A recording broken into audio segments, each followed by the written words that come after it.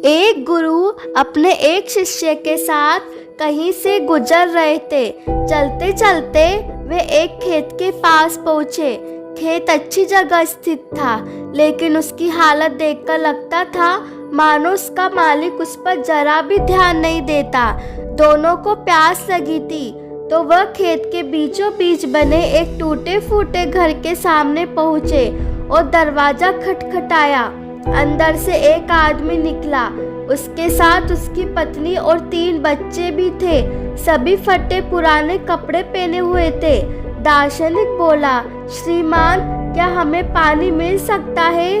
बड़ी प्यास लगी है। जरूर, आदमी उन्हें पानी का जग थमाते हुए बोला। मैं देख रहा हूँ कि आपका खेत इतना बड़ा है, पर इसमें कोई फसल नहीं बोई गई है और ना ही यहाँ फलों के वृक्ष दिखाई दे रहे हैं, तो आखिर आप लोगों का गुजारा कैसे चलता है? दार्शनिक ने प्रश्न किया। जी, हमारे पास एक भैंस है, वो काफी दूध देती है। उसे पास के एक गांव में बेचकर कुछ पैसे मिल जाते हैं और बचे हुए दूध का सेवन करके हमारा गुजारा चल जाता है, आदमी ने बताया। दार्शनिक और शिष्य आगे बढ़ने को हुए। तभी आदमी बोला, शाम काफी हो गई है, आप लोग चाहे तो आज रात यहीं रुक जाए। दोनों रुकने को तैयार हो गए। आधी रात के करीब जब सभी गहरी नींद में सो रहे थे, तभी दार्शनिक ने शिष्य को उठाया और बोला, चलो, हमें अभी यहाँ से चलना है और चलने से पहले हम उस आदमी की भैंस को जंगल में कहीं छोड़ आते हैं। शिष्य को अपने गुरु की बात पर यकीन नहीं हो रहा था, पर वो उनकी बात काट भी नहीं सकता था। दोनों भैंस को जंगल में छोड़ने चले गए। यह घटना शिष्य के जहन में बैठ गई और करीब 10 साल बाद जब वो एक सफल उद्यमी बन गया, तो उसने सोचा क्यों न अपनी गलती का पश्चाताप करने के लिए एक बार फिर उसी आदमी से मिला जाए और उसकी आर्थिक मदद की जाए। अपनी चमचमाती कार से वह उस खेत के सामने पहुंचा। शिष्य को अपनी आंखों पे यकीन नहीं हो रहा था। वह उजाड़ खेत अब फलों के बगीचों में बदल चुका था।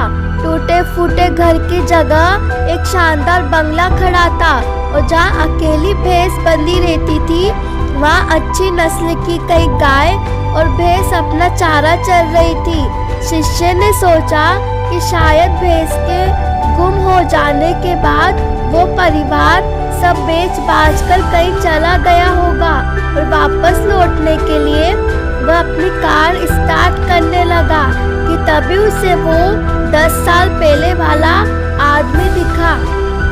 शायद आप मुझे पहचान नहीं पाए, सालों पहले मैं आपसे मिला था।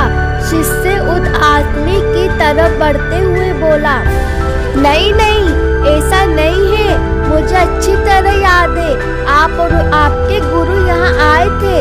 कैसे भूल सकता हूँ उस दिन को? उस दिन ने तो मेरा जीवन ही बदल कर रख दिया। आप लोग तो बिना बताए चले गए, पर उस दिन ना जाने कैसे हमारी भैंस कहीं चली गई। उस दिन तो समझ ही नहीं आया कि क्या करे, पर जीने के लिए कुछ तो करना था। 100 लकड़ियाँ काटकर बेचने लगा। उससे कुछ पैसे हुए तो खेत में बुवाई कर दी। सौभाग्य से फसल अच्छी निकल गई।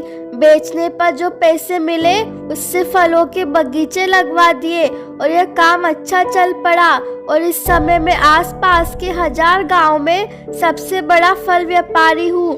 सचमुच ये सब कुछ ना होता अगर उस भैंस उस रात कहीं गई नहीं होती। लेकिन यह काम आप पहले भी कर सकते थे, शिष्य ने आश्चर्य से पूछा।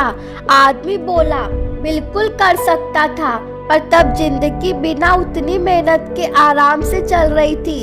कभी लगा ही नहीं कि मेरे अंदर इतना कुछ करने की क्षमता है, तो कोशिश ही नहीं की। पर जब भैंस कहीं चली गई तब हाथ पांव मारने पड़े और मुझ जैसा गरीब बेहाल इंसान भी इस मुकाम तक पहुंच पाया। आज शिष्य अपने गुरु के उस निर्देश का असली मतलब समझ चुका था और बिना किसी पश्चाताप के वापस लौट पा रहा था। फ्रेंड्स, कई बार हम परिस्थितियों के इतने आदी हो जाते हैं कि बस उसी में जीना सीख लेते हैं, फिर चाहे वो परिस्थितियाँ बुरी ही क्यों ना हो। हम अपनी जॉब से नफरत करते हैं पर फिर भी उसे पकड़े पकड़े जिंदगी बिता देते हैं। तो कई बार हम बस इसलिए नए बिजनेस के बारे में नहीं सोचते क्योंकि हमारा मौजूद बिजनेस दाल रोटी भर का खर्चा निकाल देता है। पर ऐसा करने से हम कभी भी अपने फुल पोटेंशियल को रियलाइज नहीं कर पाते हैं और बहुत सी ऐसी चीज़ें करने से चूक जाते हैं जिन्हें करने की हमारे अंदर क्षमता है और जो हमारी लाइफ को कई बेहतर बना सकता है। सोचिए, कहीं आपकी ज़िंदगी में तो कोई ऐसी भैंस नहीं जो आपको एक बेहतर ज़िंदगी जीने से रोक रही हो। कहीं ऐसा तो नहीं कि आपको लग रहा है कि आपने उस भैंस को बांध कर रखा है जबकि असलियत में उस भैंस ने आपको बांध रखा है। और अगर आपको लगे कि ऐसा है तो आगे बढ़िए, हिम्मत करिए, अपनी रस्सी को काटिए, आज़ाद होइए।